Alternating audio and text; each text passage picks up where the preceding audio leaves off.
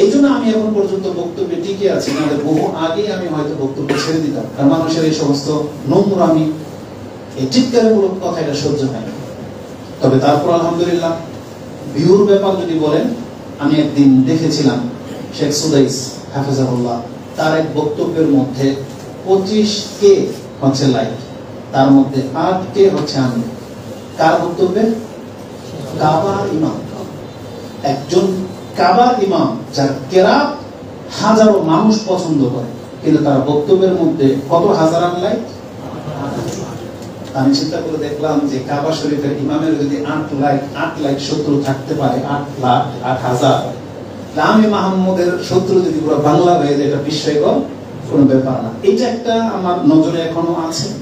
আরেকটা দৃষ্টিভঙ্গি হচ্ছে, তো সময় দেখেছি ল্যাংটার মেলা হচ্ছে আর মানুষ লাইন ধরে ল্যাংটার মেলায় যাচ্ছে, তখন আমি এই দাওয়াতি কাজে বা বক্তব্যে জমে গেলাম। কেন? বুঝতে পেরেছি যে যেই দেশে ল্যাংটার ও মুরিদ থাকে, ল্যাংটাকে মেনে নেওয়ার মতো লোক আছে, ইনশাআল্লাহ আমার কথা গ্রহণযোগ্যতা পাবে, এরকম হাজারো মানুষের পাবে। যদি সে ল্যাংটা হওয়ার পরে অনুসারী পায়, তাহলে কোরআন হাদিস বলে অনুসারী পাবো না? আলহামদুলিল্লাহ আমাদের কথা ভালো পাচ্ছেন, এবং আমার বক্তব্য যারা নিয়মিত শোনেন বা দেখেন, টাইম নেই, আপনি প্রমাণ করতে পারবেন না যে কোন একটা বক্তব্যে হয় কোরআন হাদিস ছাড়া নিজের ব্যক্তিগত কোন যুক্তি আমি পেশ করেছি।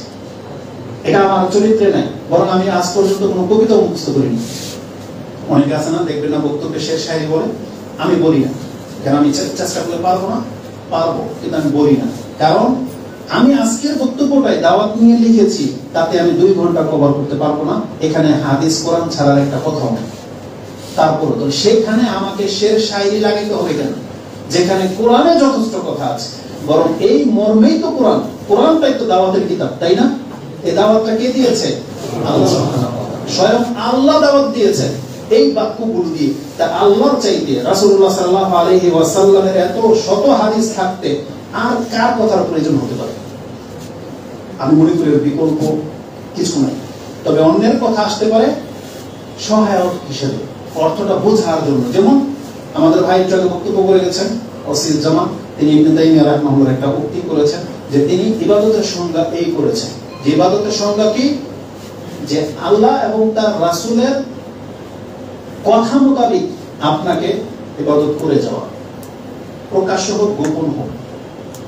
আল্লাহর ইবাদত করা রাসূল সাল্লাল্লাহু আলাইহি ওয়াসাল্লামের থিওরি অনুযায়ী, কথার মাধ্যমে হোক, দেহের মাধ্যমে হোক, অর্থের মাধ্যমে হোক, প্রকাশ্য হোক অথবা গোপনীয় হোক, এগুলো হচ্ছে ইবাদতের সংজ্ঞা করেছেন। তাহলে বোঝার জন্য আমরা ইবনে তাইমিয়া, বিন বাজ অথবা শেখ সালেহ উসাইমিন অথবা 4 ইমাম, ইমাম আবু হানিফা, ইমাম শাফি, মালিক, হাম্বলি বা আবু হুরায়রা, উমুক তাবি, ইবনে আব্বাস, তাদের কথা আমরা টানতে পারি কিসের ভিত্তিতে? বোঝার জন্য যে এই আয়াতের অর্থ এটা। যেমন এখানে একটা আমি উক্তি টানবো, মূল কি? কোরআন এবং হাদিস।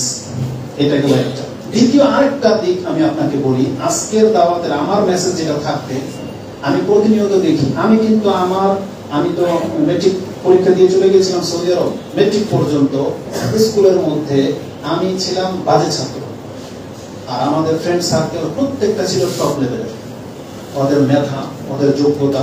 30 জন একটা গ্রুপই ছিল, বা সবাই মোটামুটি বর্তমানে হয়তো ব্যাংকার, কেউ ইউরোপে আছে, কেউ বড় বিজনেসম্যান হয়ে গেছে। আমি যেহেতু ওই যে সবচেয়ে দুর্বল বা অযোগ্য, এই জন্য আমি হয়তো হুজুর হয়েছি।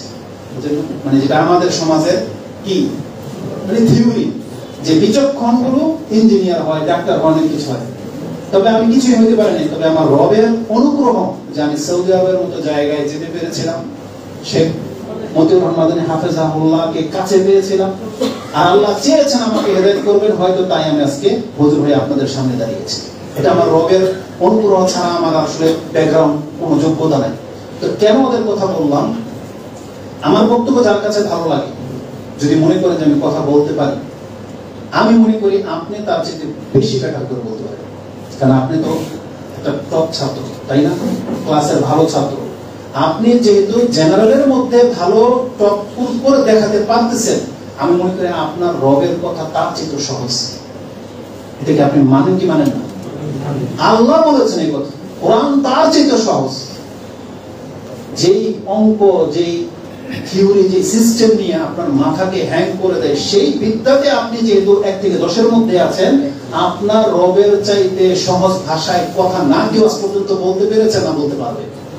মুহাম্মদ রাসূলুল্লাহ সাল্লাল্লাহু আলাইহি সাল্লাম তিনি বিষয়টাকে যত সুন্দর করে ব্যক্ত করেছেন তার ব্যক্তিগত আমলে এবং তার ভাষায়, না পৃথিবীর কোনো মানুষ এর চেয়ে সুন্দর করে আপনাকে বুঝাইতে পারবে। তাহলে যার কথা স্পষ্ট, সহজ, সংক্ষিপ্ত, তাহলে তার কথা মুখস্থ করে এটাকে নকল করে বলা, এটা এমন কি ব্যাপার? আমি মনে করি এটা কোনো ব্যাপার না। আপনি শুরু করেন, আপনি পারবেন, আপনি আরো বেকার বক্তব্য করতে পারবেন, এটা আমার বিশ্বাস। যদি আপনাকে কাউকে অনুসরণ করতে হয় বা হিংসা লাগাইতে হয়, তাইলে আমাদের মতো কাউকে দেখবেন। জামশেদ মজুমদার আছে, এই যে ওসির জামান, তারপর সাবিক আছে, সুবহানাল্লাহ, তারা সবাই অনেক যোগ্য এবং ভাষাগত জ্ঞান তাদের আছে এবং কথা বলার ধরন তাদের ভালো।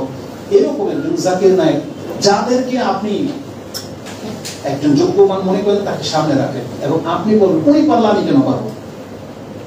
আপনাকে আরেকটা কথা বলি, আমি বক্তব্য ফিল্ডে আসার আগে আমি যখন নিচে বসে, এটা একটা হিংসামূলক কথা বলি, আমি যখন নিচে বসে কথা শুনতাম না, এমন বহু বক্তার বক্তব্য আমি শুনেছি যার আগা মাথা মিল নেই, কিন্তু সে ওয়াইজ আর কি যে বলে, মানে মিল পাচ্ছি না। তখন আমার কাছে আফসোস হতো যে এই যে বিষয়টা নিয়ে কথা বলতেছে, তুমি এইভাবে না বলে কোরআনের এই আয়াতটা তো বলতে পারতো, এখানে সহ একটা যুক্তি বা একটা কিচ্ছা লাগিয়ে দিল।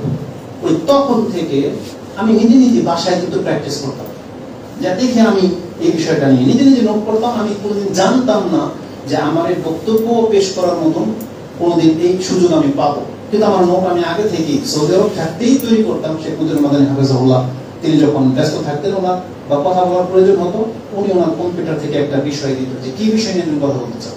তওবা, মানে যেগুলো সহজ, যেগুলো হয়তো ফতুয়ার ব্যাপার না, এইসব বিষয় নিয়ে কথা বলতাম এবং নোট তৈরি করতাম। কি থাকতো, আপনি শুরুই করবেন একটা আয়াত দিয়ে, কোন আয়াতটা এই বিষয়ে আপনি জানেন, আয়াতের তাফসীর করেন, দেখবেন ইমামরাই আপনার জন্য সহজ করে দিয়েছে। এই আয়াত রিলেটেড কোরআনের আরো কতগুলো আয়াত সেখানে পেশ করে দিয়েছে, এই রিলেটেড হাদিস তারা পেশ করে দিয়েছে। এখন সেটা আপনি বুঝেন, বোঝার পরে আপনি সেটাকে প্রয়োগ করেন। আর বর্তমানে আরেকটা সহজ আমি রাস্তা পেলাম, আমি মাঝে মাঝে এমনিতেই পরীক্ষামূলক ওই চ্যাট জিপিটি যেটাকে বলে না, এটাতে লিখে দেখেছি। গত খুতবা লিখলাম যে গায়রতার দায়ের সম্পর্কে আপনি কি জানেন একটু বলেন তো। তার তথ্যগুলো আমার ভালো লেগেছে, আপাতত আমার ভালো লেগেছে। কেন? কারণ আমি দলিলগুলো জানি। কিন্তু ভয় কোন জায়গায়, যা দেবে তাই আপনি ব্যবহার করবেন না, কারণ এখানে ম্যাক্সিমাম হাদিস সহির সাথে দুর্বল এবং জাল হাদিসও কিন্তু সে পেশ করে। তার মানে মেমোরিতে যা দিয়ে দেওয়া হয়েছে ও তো কিন্তু আপনার কাছে তাই দিবে।